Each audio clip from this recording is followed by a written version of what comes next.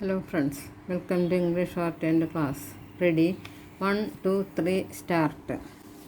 The European Union (EU) has found itself caught in a bind over the worsening tensions between Lithuania and China.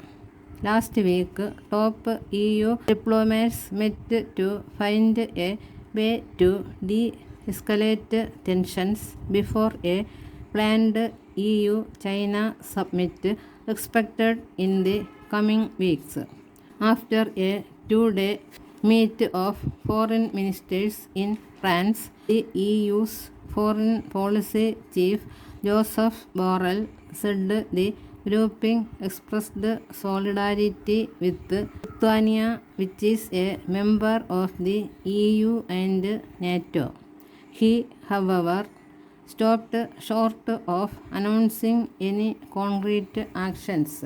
The EU has watched nervously as one of its members faces the full weight of corrosive Chinese diplomacy, even as the grouping keeps one eye on its substantial $828 billion annual trade with Beijing. The tensions began last year after Lithuania announced the setting up of a Taiwanese representative office. Such offices are hardly unusual across Europe or in much of the world. The difference, however, was in the naming.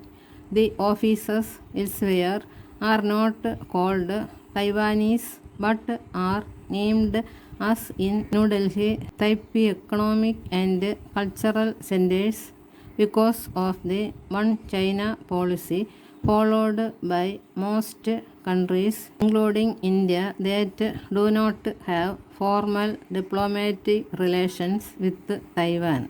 Lithuania has said the name did not change its One China policy, but for Beijing the move crossed one of its most sensitive red lines.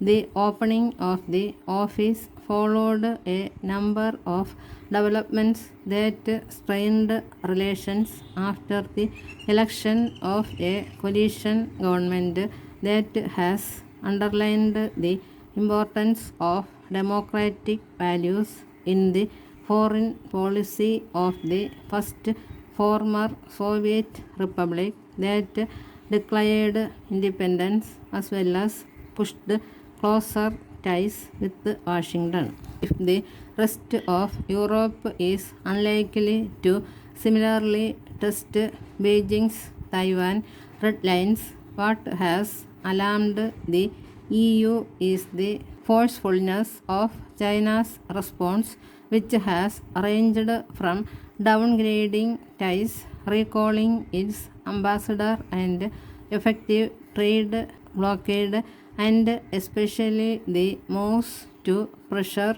European companies to stop sourcing from Lithuania should they wish to continue exporting to China.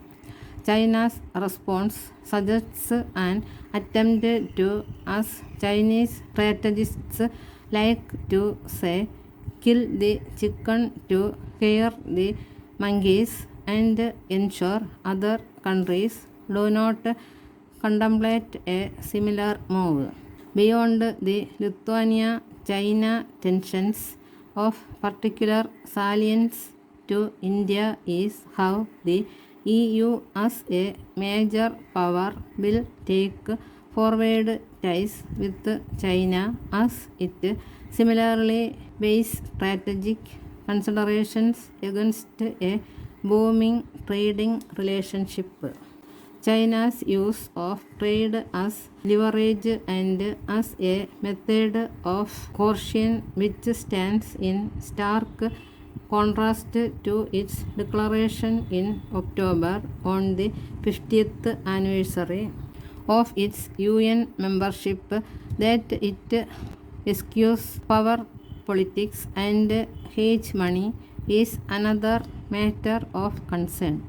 Lithuania is an exception in having both a trade surplus with China and no pressing need to access the China market. How the EU assesses the benefits and costs of taking on China on a core concern, the Taiwan issue, will be closely watched in New Delhi as it continues to recalibrate its own modus vivendi with China.